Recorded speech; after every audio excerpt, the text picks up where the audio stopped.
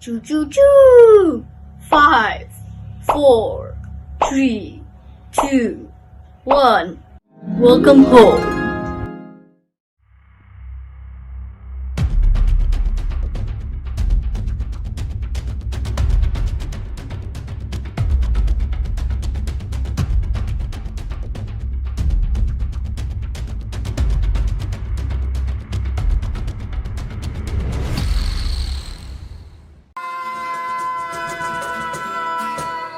Hai Tulisabel.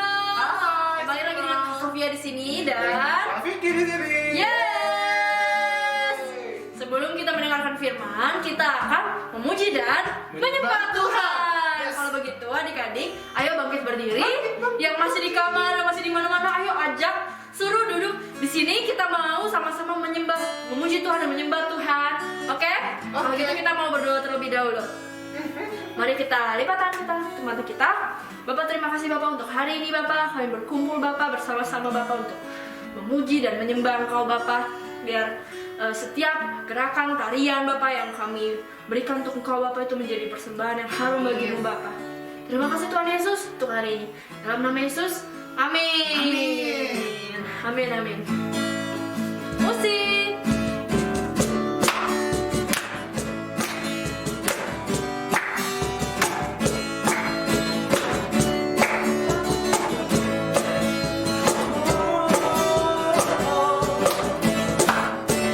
Hari ini hari yang telah dijadikan Tuhan.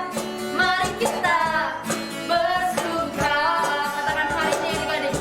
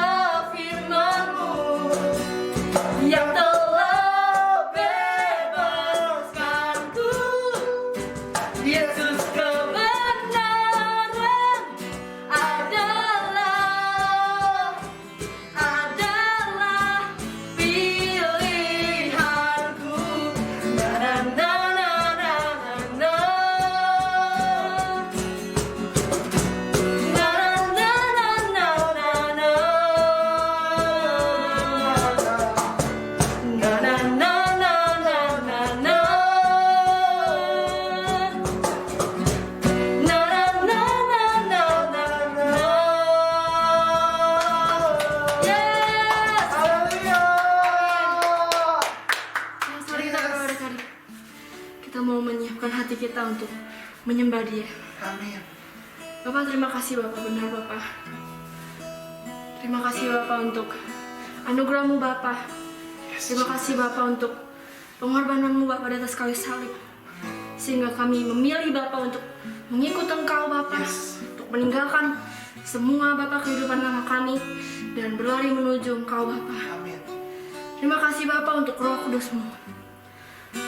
Penolong kami Bapak. Yes. Saat ini kami mau menyembah Engkau Bapak. Kami ingin memberikan yang terbaik bagi Engkau dari hati kami Bapak. Terima kasih Tuhan Yesus.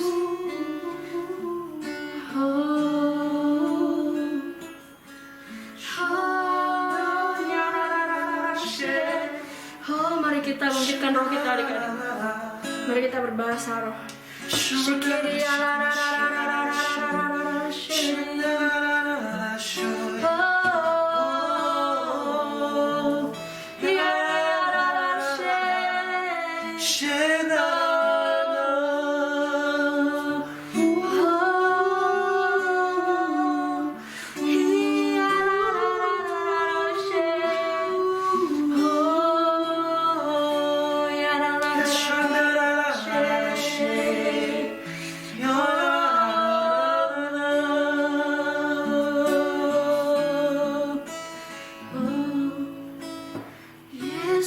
Tuhan ditinggikan,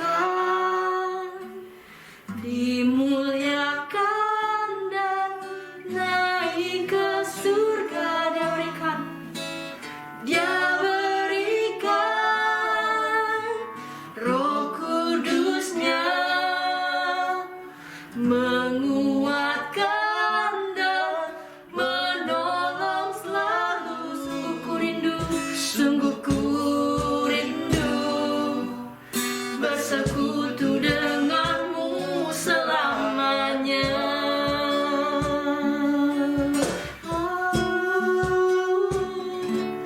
Allah Roh Kudus, jamah hatiku dengan urapanmu.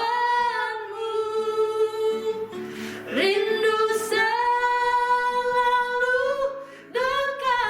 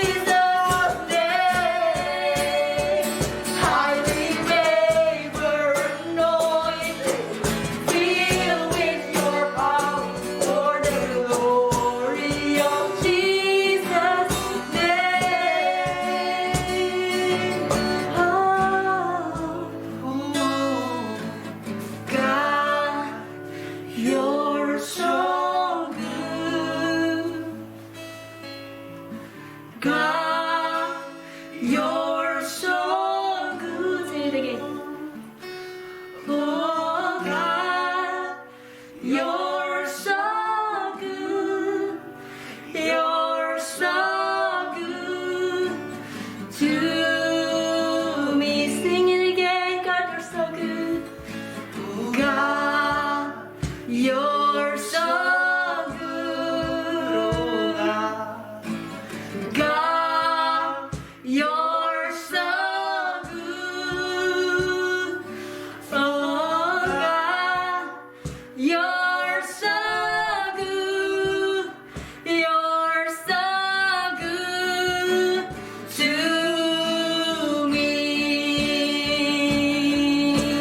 God, you're so good. God, you're so good. Oh God, you're so good. You're so good to me. God, you're so good. You're so good to me. God, you're so good. You're so good to me. Again. God, you're so good. You're so good to me.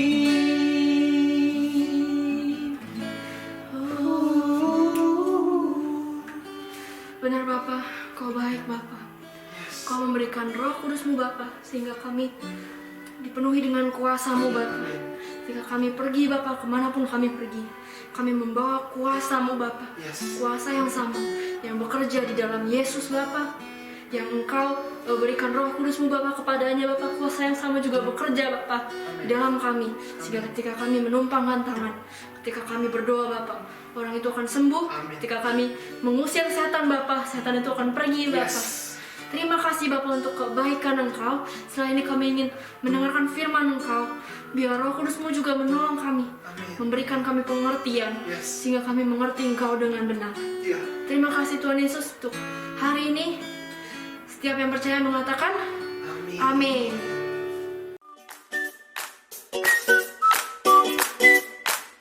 Hai adik-adik Little Disciples, bertemu kembali nih bersama Kak Kerin di minggu ini. Sebelum kita mendengarkan firman Tuhan, kakak ada pengumuman nih untuk adik-adik.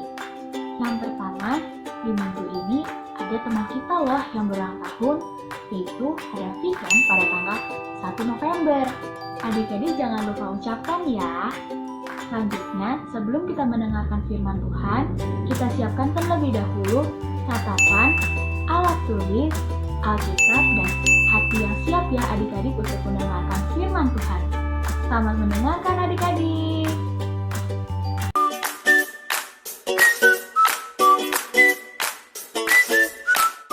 Halo adik-adik Little Disciples, apa kabar? Wah, Koko harap kalian semua kabarnya luar biasa ya. So, tanpa berlama-lama lagi, hari ini Koko yang akan sharing firman untuk Little Disciples kali ini. Dan Koko akan bahas satu topik yang suka banget Koko bagikan ke adik-adik semua, yaitu Koko beri judul All or Nothing at All. Seluruhnya atau nggak usah sama sekali. So, Koko akan mulai dengan sebuah statement di mana pastinya kalau ditanya siapa di sini yang mengasihi Tuhan, siapa sini yang cinta Tuhan, pasti semuanya pada angkat tangan gitu ya. Saya gitu ya. Saya mengasihi Tuhan gitu kan. Apakah adik-adik semua berapi-api untuk Tuhan? Pertanyaannya. Koko harap semuanya iya, bener ya. Gitu ya. Saya berapi-api untuk Tuhan, saya semangat untuk Tuhan gitu ya. So, waktu kita bilang kita mencintai Tuhan gitu ya, kita berapi-api untuk Tuhan, seharusnya kita memberikan hidup kita seutuhnya, seluruhnya sama Tuhan. Ya enggak? Ya kan? Dan memberikan hidup kita 100% untuk Tuhan, itu perlu yang namanya proses. Ya kan? Perlu yang namanya proses. Kita perlu belajar untuk menyerahkan area-area tertentu dalam hidup kita untuk kita serahkan sama Tuhan. Gitu. Dan banyak kejadian di hidup kita yang mungkin kita ngerasa, oh kayaknya saya sudah serahin area ini deh sama Tuhan.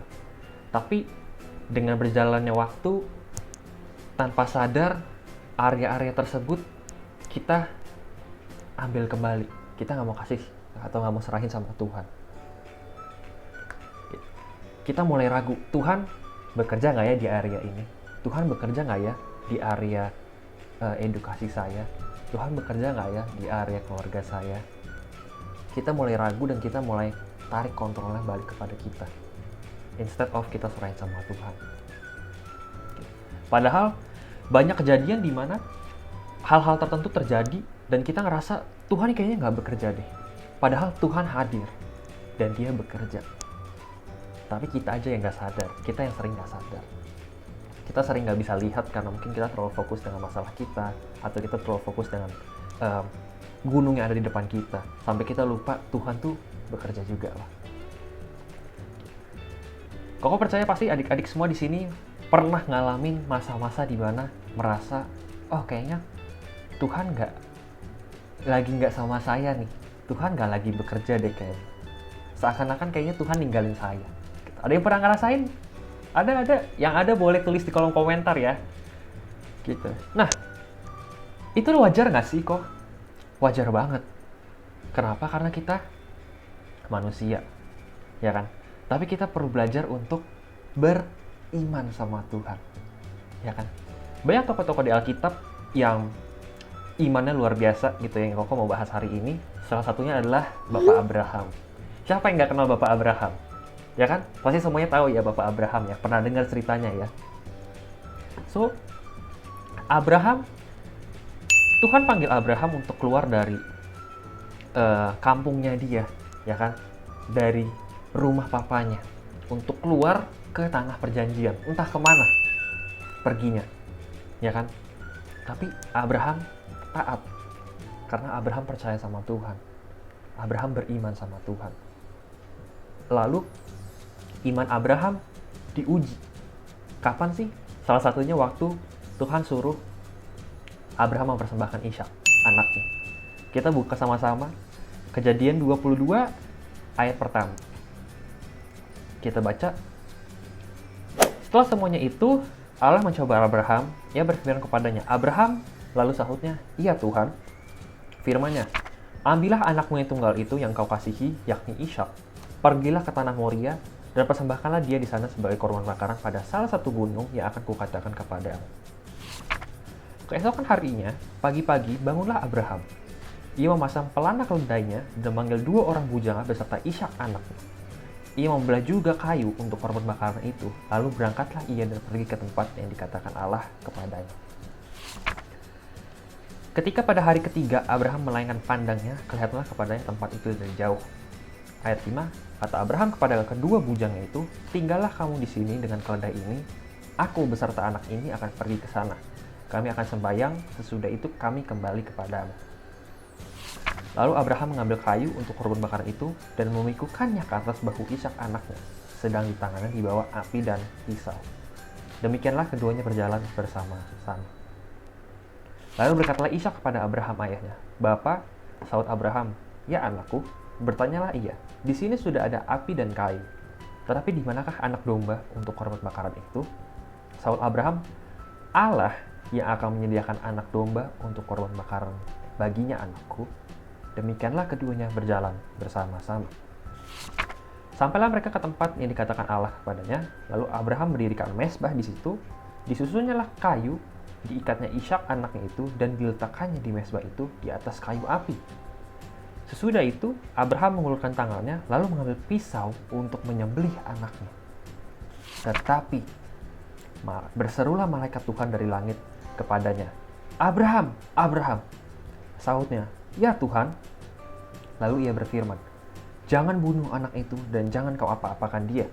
Sebab telah kuketahui sekarang bahwa engkau takut akan Allah, dan engkau tidak segan-segan untuk menyerahkan anakmu yang tunggal kepadaku. Lalu Abraham menoleh dan melihat seekor domba jantan di belakangnya, yang tanduknya tersangkut dalam belukar. Abraham mengambil domba itu, lalu mengorbankannya sebagai korban bakaran pengganti anaknya. Dan Abraham menamai tempat itu Tuhan menyediakan. Sebab itu sampai sekarang dikatakan orang di atas gunung Tuhan akan disediakan. Untuk kedua kalinya berserulah malaikat Tuhan dari langit kepada Abraham. Katanya, "Aku bersumpah demi diriku sendiri, demikianlah firman Tuhan. Karena engkau telah berbuat demikian, dan engkau tidak segan-segan untuk menyerahkan anakmu yang tunggal kepadaku, maka aku akan memberkati engkau berlimpah-limpah, dan membuat keturunanmu sangat banyak, seperti binatang di langit dan seperti pasir di tepi laut. Dan keturunanmu itu akan menduduki kota-kota musuhnya. Oleh keturunanmu lah semua bangsa di bumi akan mendapat berkat, karena engkau mendengarkan firman-Ku." Wow, luar biasa ya. Kita baru saja baca ceritanya di mana Abraham dipanggil sama Tuhan untuk mempersembahkan anaknya Ishak, gitu ya. Dan Abraham taat. Dan kita lihat di ayat 17, kita baca lagi sama-sama. Tuhan bilang, "Maka aku akan memberkati engkau berlimpah-limpah, dan membuat keturunanmu sangat banyak seperti bintang di langit dan seperti pasir di tepi laut, dan keturunanmu itu akan menduduki kota-kota musuhnya." Wow. Kita bisa lihat dampak dari ketaatannya Abraham. Bukan hanya Abraham yang diberkati, tapi keturunan-keturunan selanjutnya juga. Wow. Luar biasa ya. Walaupun kelihatannya kayaknya ini gila banget, gitu ya. Kita coba bayangin kita jadi Abraham, oke? Kita role playing gitu ya. Kita bayangin masing-masing kita jadi Abraham, oke? Tuhan janjiin Abraham keturunan sebanyak bintang di langit dan pasir di lautan, ya kan? Tapi Abraham nggak punya anak sampai dia umur 100 tahun, ya kan? Udah kakek-kakek, baru punya Ishak, baru dapat anak pertama. The one and only, keturunan dia. Ya kan? Lalu, one day, Tuhan suruh korbanin Ishak. Coba kalian bayangin kalau kalian jadi Abraham. Apakah kalian akan taat? Iya Tuhan, terus jalan bawa Ishak. Kalau kau jadi Abraham, mungkin kau akan debat dulu sama Tuhan. Tuhan, yang benar Tuhan, masa korbanin Ishak Tuhan? Ya kan? Kayak gak logis Tuhan. Ini sesuatu yang gila gitu. Ide yang sesuatu yang gak biasa gitu. Aneh banget. Gitu, tapi Abraham taat. Dan dampak dari ketaatan dia, keturunannya diberkati luar biasa. Wow. You see, waktu kita benar-benar menyerahkan seluruh area hidup kita sama Tuhan, kita benar-benar bergantung sama Tuhan dalam kehidupan kita, Tuhan yang akan berkati kita, Tuhan yang akan tuntun hidup kita, asal kita mau belajar taat. Amin. Another topic, another karakter yang kau mau bahas adalah Yusuf, gitu ya. Kita tahu ceritanya Yusuf ya, dimana dia mimpi jadi raja, ya kan? Dia mimpi matahari, bulan, dan bintang sujud menyembah dia, gitu ya. Lalu ikatan-ikatan tanaman dari kakak-kakaknya menyembah punya dia, gitu ya. Setelah mimpi bahwa dia akan jadi raja, lalu dia ceritain ke keluarganya, ceritain ke kakak-kakaknya, dan kakaknya jadi benci sama dia, ya kan. Dan akhirnya dia dimasukin ke dalam sumur, ya kan, lalu dijual sebagai budak. Lalu nanti waktu di Mesir dia difitnah, ya kan, lalu dimasukin ke penjara dan dia dilupakan. Tapi Yusuf tetap taat sama Tuhan, tetap setia sama Tuhan. Bahkan waktu dia jadi budak, bahkan waktu di dalam penjara, waktu dia difitnah, dia tetap lakuin apa yang Tuhan mau dia lakukan.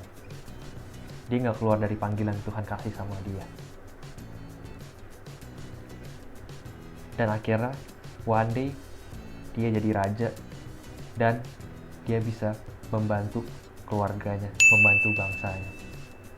Wow, powerful banget ya. Orang-orang yang benar-benar menyerahkan area kehidupannya 100% sama Tuhan. Yang ketiga, ada Daud. Ini salah satu karakter yang Koko suka banget untuk kupas tentang kehidupannya ya. Kita buka dulu tentang Daud di 1 Samuel 18 ayat 5. Daud maju berperang dan selalu berhasil kemana juga Saul menyuruhnya. Sehingga Saul mengangkat dia mengepalai para prajurit. Hal ini dipandang baik oleh seluruh rakyat dan juga oleh pegawai-pegawai Saul. Tapi pada waktu mereka pulang, ketika Daud kembali sesudah mengalahkan orang Filistin itu, keluarlah orang-orang perempuan dari segala kota Israel menyongsong Raja Saul sambil nyanyi-nyanyi dan menari-nari dengan memukul rebana, dengan bersukaria dan dengan membunyikan gerinci. Dan perempuan yang menari-nari itu bernyanyi berbalas-balasan, katanya, Saul mengalahkan beribu-ribu musuh, tetapi Daud berlaksa-laksa. Lalu bangkitlah amarah Saul dengan sangat, dan perkataan itu menyebalkan hatinya, sebab pikirnya, kepada Daud diperhitungkan mereka berlaksa-laksa, tetapi kepadaku diperhitungkannya beribu-ribu. Akhir-akhirnya jabatan raja itu pun jatuh kepadanya. Sejak hari itu, maka Saul selalu mendengki Daud. Keesokan harinya, roh jahat yang daripada Allah itu berkuasa atas Saul, sehingga ia kerasukan di tengah-tengah rumah. Sedang Daud main kecapi seperti sehari-hari. Adapun Saul ada tombak di tangannya. Saul melemparkan tombak itu karena pikirnya, baiklah aku menancapkan Daud ke dinding. Tetapi Daud mengelakkannya sampai 2 kali. Saul menjadi takut kepada Daud karena Tuhan menyertai Daud. Sedang daripada Saul ia telah mundur. Sebab itu Saul menjauhkan Daud dari dekatnya dan mengangkat dia menjadi kepala pasukan 1000, sehingga ia berada di depan dalam segala gerakan tentara. Daud berhasil di segala perjalanan sebab Tuhan menyertai dia. Ketika dilihat Saul bahwa Daud sangat berhasil, makin takutlah ia kepadanya. Tetapi seluruh orang Israel dan orang Yehuda mengasihi Daud karena ia memimpin segala gerakan mereka.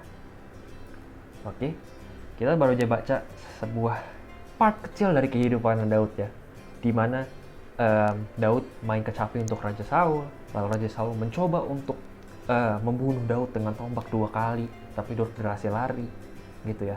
Lalu Saul mencoba taruh Daud di barisan paling depan dari pasukannya, di mana kalau kita bayangin, pasukan paling depan waktu berperang adalah pasukan yang kemungkinan matinya paling besar, gitu ya.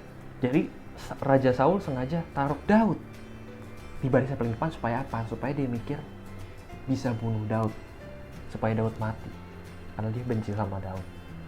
Tetapi kita baca tadi di ayat 14, Daud berhasil di segala perjalanannya sebab Tuhan menyertai dia. Wow.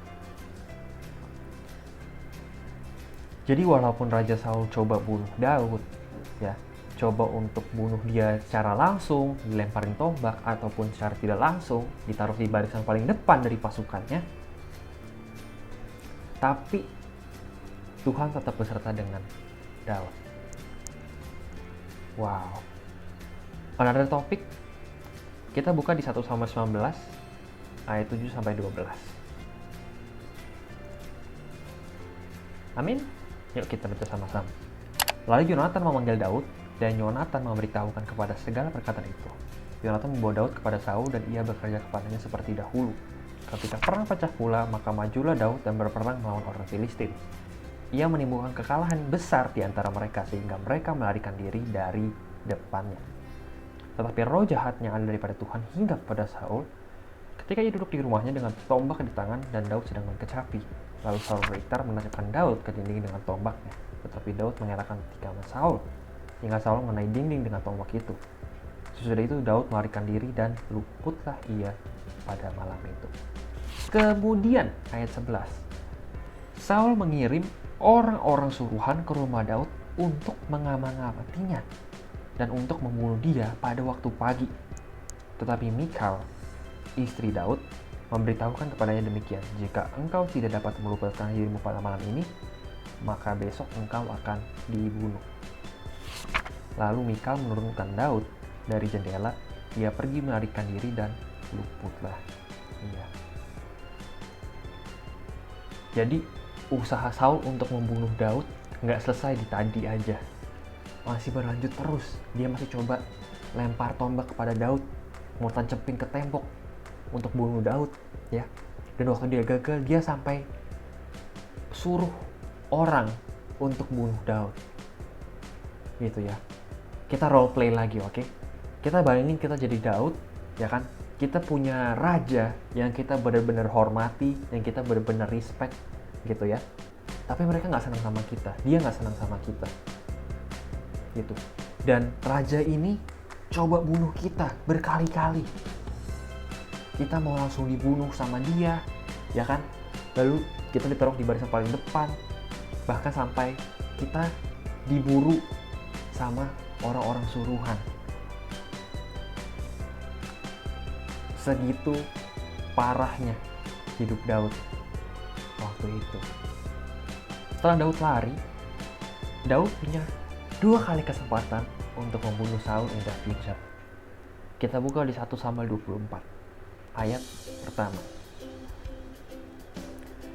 Ketika Saul pulang sesudah memburu orang Filistin itu, diberitahukanlah kepadanya demikian, ketahuilah Daud ada di padang gurun En-Gedi.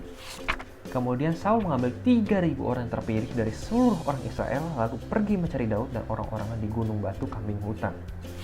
Ia sampai ke kandang-kandang domba di tepi jalan. Di sana ada gua, dan Saul masuk ke dalamnya untuk membuang hajat. Tetapi Daud dan orang-orangnya duduk di bagian belakang gua itu.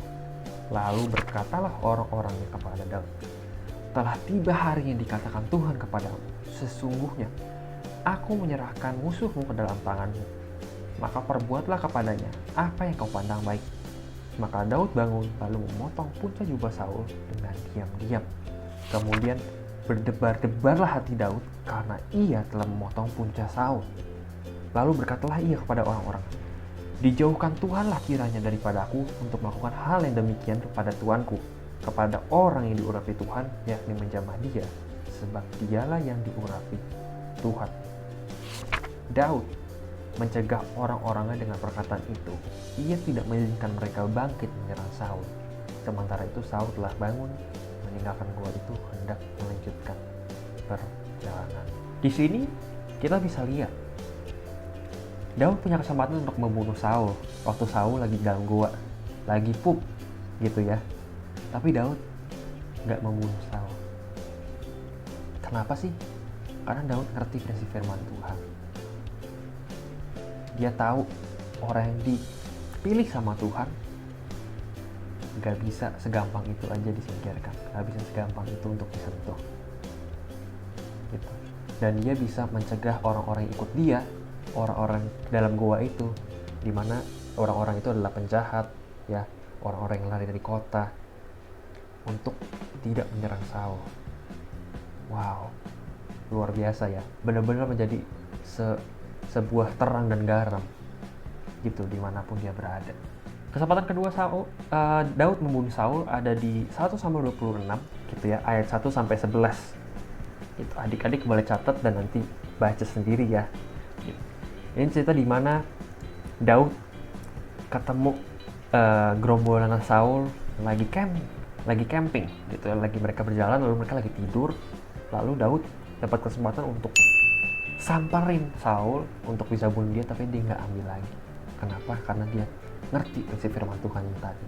Dia tetap nggak lakuin. Gitu ya.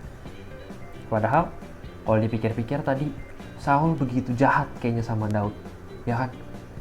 Mencoba bunuh Daud beberapa kali, coba dilemparin tombak, gitu ya.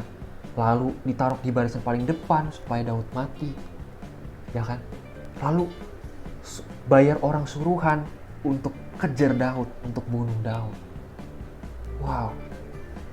Rasanya mungkin kalau jadi Daud, logikanya orang dunia adalah kamu bunuh Saul dong.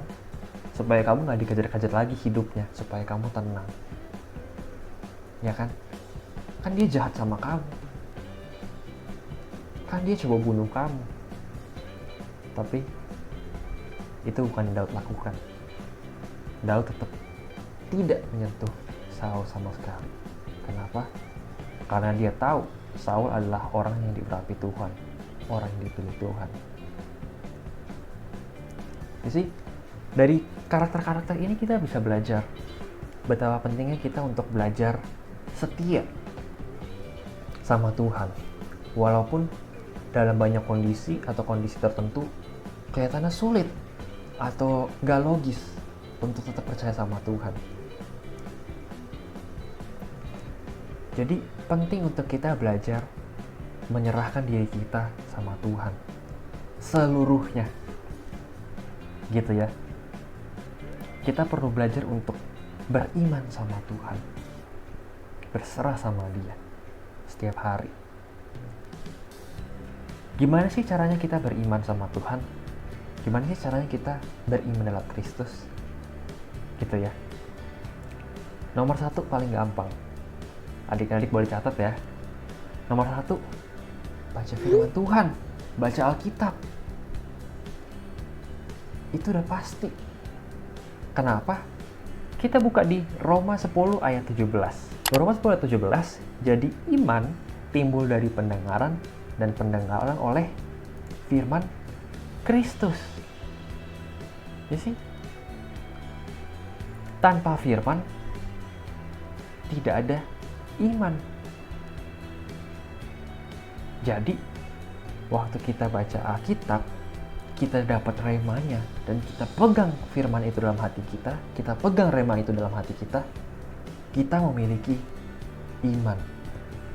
Dan perlu kita praktekin firman Tuhan. Amin. Yang kedua,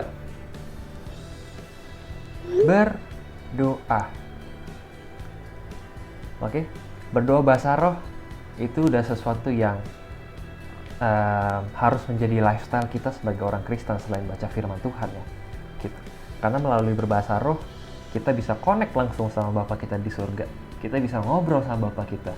Kita bisa bahas apapun sama Bapa kita. Kita mau cerita hari ini hari kita gimana, dan kita bisa tanya sama Bapa kita apa yang harus kita lakukan, dan kita bisa mendengar Dia berbicara. Oke? Kita buka sama-sama di Roma 8 ayat 26. Roma 8 ayat 26. Demikian juga Roh membantu kita dalam kelemahan kita, sebab kita tidak tahu bagaimana sebenarnya harus berdoa. Tetapi Roh sendiri berdoa untuk kita kepada Allah dengan keluh-keluhan yang tidak terucapkan. Sih? Jadi waktu kita bisa berbahasa roh gitu ya, waktu kita lahir baru, lalu kita terima baptisan Roh Kudus, kita bisa berbahasa roh. Kita harus pakai itu setiap hari. Supaya apa? Supaya kita jadi peka dan sensitif dengan suara Roh Kudus. Karena Roh yang membantu kita baca lagi nih ya. Roh membantu kita dalam kelemahan kita. Sebab kita tidak tahu bagaimana sebenarnya harus berdoa. Jadi, belajar untuk berbahasa roh setiap hari.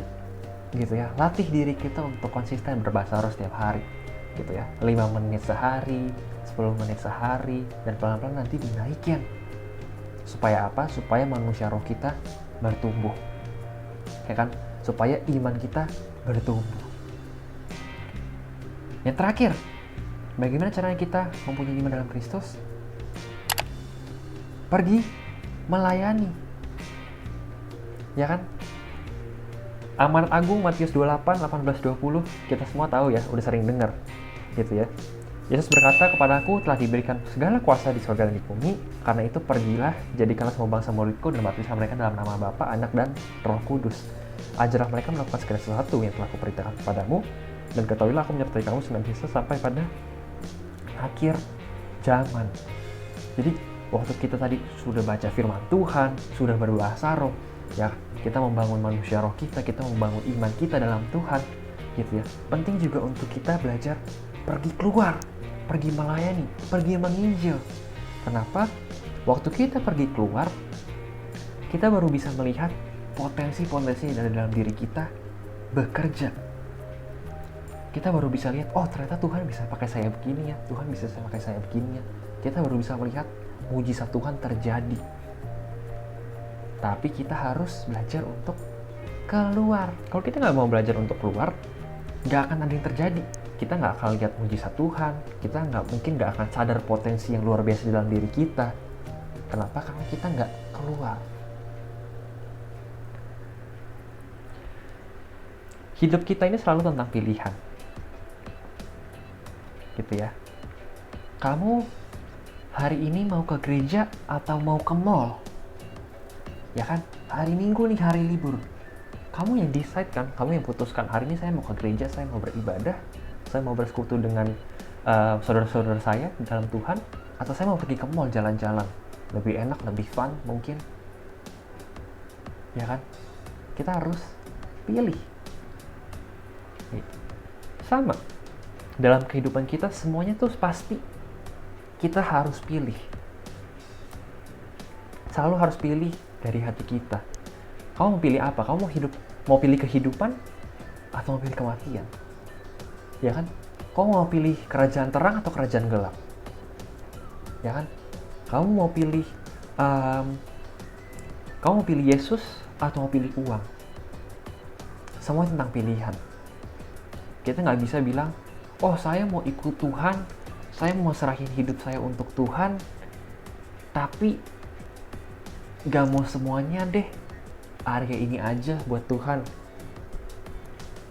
Yang area bagian sini gak boleh, Tuhan gak boleh sentuh, Tuhan gak boleh campur. Oh ya udah deh, saya kasih ke Tuhan area pelajaran saya, tapi untuk hobi saya, untuk pekerjaan saya Tuhan gak boleh sentuh. Gak bisa. Gak bisa. Tuhan gak akan bekerja secara luar biasa dalam hidup kita kalau kita setengah-setengah untuk Tuhan. Kita lihat di Matius 6 ayat 24. Kita baca sama-sama ya. Matius 6 ayat 24. Tak seorang pun dapat mengabdi kepada dua tuan, karena jika demikian, ia akan membenci yang seorang dan mengasihi yang lain, atau ia akan setia kepada yang seorang dan tidak mengindahkan yang lain. Kamu tidak dapat mengabdi kepada Allah dan kepada Mammon. Gitu ya.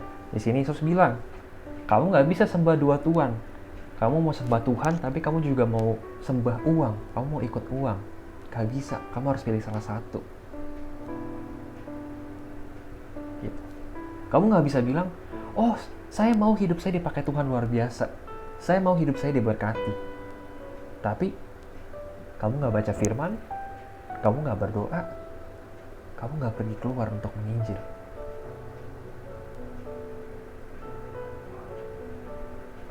Tapi kamu bilang, Tuhan pakai saya secara luar biasa. Nggak bisa. Kamu harus pilih untuk luangin waktu kamu, luangin waktu free time kamu, waktu main game kamu, waktu hobi kamu, untuk baca firman Tuhan, untuk berdoa, untuk bersekutu sama Tuhan, dan untuk pergi keluar.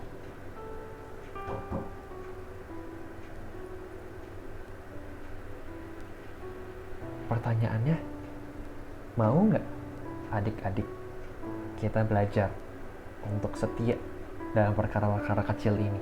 Baca firman Tuhan, berdoa, dan juga menginjil. Mau nggak kita belajar untuk konsisten membangun mesbah kehidupan rohani kita sama Tuhan secara pribadi?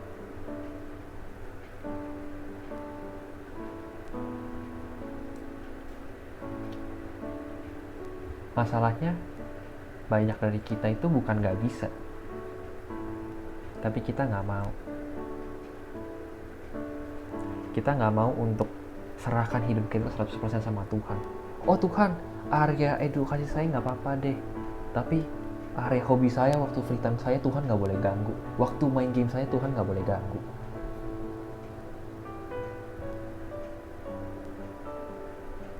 Gak akan bisa.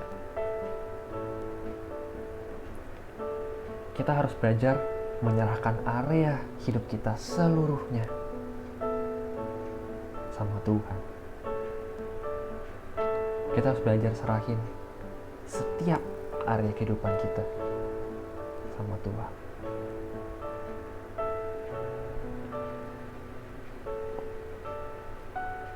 Berserah sama Tuhan, memilih untuk berserah sama Tuhan dan menyerahkan area itu perlu yang namanya proses. Ya kan? Kita perlu belajar untuk menyerahkan itu. Mungkin dari firman yang hari ini Koko sharing dalam hati adik-adik masing-masing di rumah, ada area-area tertentu yang mungkin Roh Kudus sudah tunjuk. Hey, ini loh area yang belum kamu serahin sama Tuhan. Pertanyaannya hari ini buat adik-adik semua yang sedang menyaksikan, mau nggak belajar untuk serahin sama Tuhan? Mau nggak belajar untuk serahin hidup kita 100% sama Tuhan, untuk Tuhan? Kalau mau, kita doa sama-sama yuk. Mari kita doa. Bapa, terima kasih Bapa untuk firman-Mu hari ini yang luar biasa yang telah Kau berikan pada kami hari ini Bapa. Kami mau belajar Bapa untuk menyerahkan hidup kami 100% untuk Engkau Bapa. Ajar kami Bapa untuk mau berserah Bapa dalam setiap area kehidupan kami Bapa. Ajar kami Bapa untuk belajar untuk menjadi konsisten Bapa, untuk menjadi disiplin, punya hidup yang disiplin Bapa dalam membaca Alkitab, membaca firman Engkau, bersekutu dengan Engkau setiap harinya Bapa. Dan ajar kami juga Bapa, Roh Kudus, lembutkan hati kami supaya kami dapat menjadi lebih peka dengan Engkau, menjadi lebih peka dengan suara Engkau. Kami mau Bapa, hidup kami dipakai secara luar biasa oleh Engkau ya Bapa. Walaupun kami masih muda, walaupun kami masih kecil, tapi kami mau Bapa dipakai luar biasa oleh Engkau Bapa, untuk menjadi terang dan Engkau ya Bapa. Terima kasih Bapa, terima kasih Yesus, terima kasih Roh Kudus untuk firman-Mu hari ini. Aku berkati setiap anak-anak hari ini yang mendengarkan firman hari ini, biar ada api-Mu yang membakar setiap hati yang mendengarkan. Di dalam nama Tuhan Yesus, kami berdoa dan ucap syukur, dan semua yang percaya berkata, Amin. Amin, amin. So ya, itu aja mungkin firman yang akan Koko sharing hari ini. Koko harap adik-adik semua dapat sesuatu yang baru hari ini, belajar sesuatu yang baru hari ini. Jangan lupa catatannya mungkin bisa dibagiin di cell group masing-masing dan bisa di-sharing ke teman-teman yang lainnya supaya kita sama-sama belajar dan sama-sama bertumbuh. Oke? So ya, mari kita semakin berapi-api di dalam Tuhan, ya, menjadi panas di dalam Tuhan, ya, nggak suam-suam kuku, nggak diem-diem aja, tapi mari kita menjadi orang-orang Kristen yang aktif. Oke? So, itu aja dari Koko mungkin hari ini. God bless you. Bye-bye.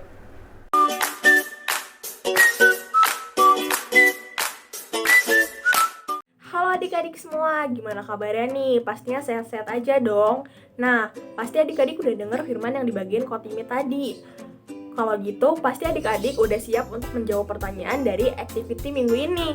Apa aja sih pertanyaannya? Pertanyaan yang pertama, menurut adik-adik, mengapa kita harus menyerahkan seluruhnya kepada Tuhan? Yang kedua, bagaimana cara kita menyerahkan seluruh hidup kita kepada Tuhan? Dan yang ketiga, dari 3 tokoh yang diceritakan tadi, adik-adik coba pilih salah satu dan tuliskan apa penyerahan yang tokoh itu lakukan. Nah, adik-adik jangan lupa ya, kalau adik-adik sudah menjawab semua pertanyaan dari activity yang kakak berikan, adik-adik wajib foto jawaban adik-adik, lalu kirim ke nomor WhatsApp Cikerin.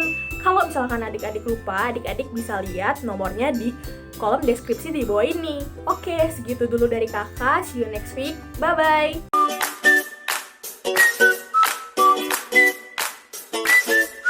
Hai adik-adik Little Disciples, kembali lagi ke Handcraft hari ini. Nah, kita kan sudah memasuki akhir bulan ya adik-adik. Jadi di Handcraft hari ini kakak mau ajak kalian semua untuk mengingat kembali kira-kira hal apa aja sih yang sudah Roh Kudus lakukan dengan adik-adik. Jadi, mari kita mulai. Alat dan bahan yang adik-adik perlukan, yang pertama adik-adik memerlukan kertas HVS, ini juga boleh diganti ya. Lalu ada pulpen warna-warni, kembali lagi jika adik-adik punyanya spidol atau pensil warna boleh kok. Mari kita mulai. Jadi yang pertama kakak di sini mau gambar heart atau hati. Seperti ini ya adik-adik. Lalu di dalam heart ini kakak akan menuliskan I'm thankful for. Jadi adik-adik boleh mengingat kembali kira-kira adik-adik bersyukur untuk apa sih, hal apa yang Holy Spirit sudah lakukan untuk adik-adik. Contohnya, I'm thankful for Holy Spirit helping me to obey my parents. Bisa juga Holy Spirit help me to control my emotion. Itu semua balik lagi ke adik-adik ya. Kira-kira Holy Spirit sudah lakukan apa sih untuk adik-adik? Adik-adik boleh tulis di sini. Kalau sudah, adik-adik boleh sekali hias ini. Adik-adik boleh ganti warna backgroundnya, atau adik-adik mau tambahin gambar hati lagi, atau adik-adik pokoknya adik-adik bebas berkreasi sesuai warna yang adik-adik mau. Nggak harus persis banget sama punya kakak. Nah, jadi activity hari ini segitu dulu ya adik-adik. Sampai berjumpa di activity minggu depan. Bye all. God bless you.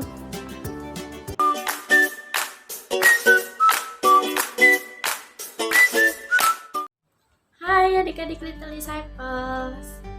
Siapa yang sudah tidak sabar untuk ayat hafalan di minggu ini? Nah adik-adik semuanya, kakak mau ngajak adik-adik semuanya untuk menghafalkan ayat hafalan kita pada minggu ini. Kita mulai ya adik-adik semuanya. Ayat hafalan kita di minggu ini adalah Kisah Para Rasul 1 ayat 8. Tetapi kamu akan menerima kuasa kalau Roh Kudus turun ke atas kamu, dan kamu akan menjadi saksiku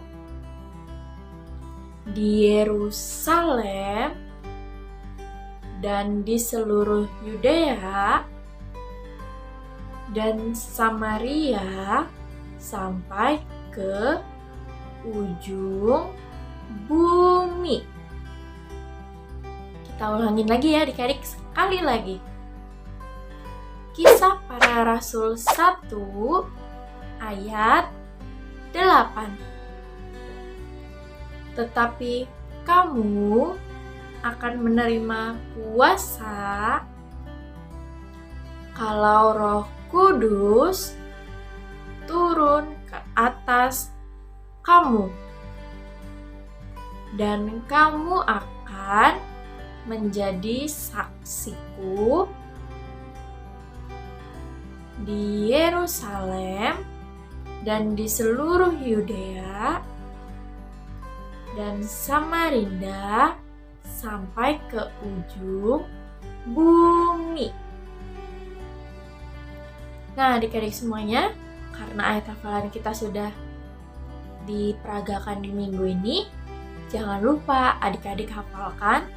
Kemudian adik-adik bisa rekam dan kumpulkan langsung ke Kak Kerin. Ditunggu ya kreativitas adik-adik semuanya. Sampai jumpa di minggu depan. Bye-bye.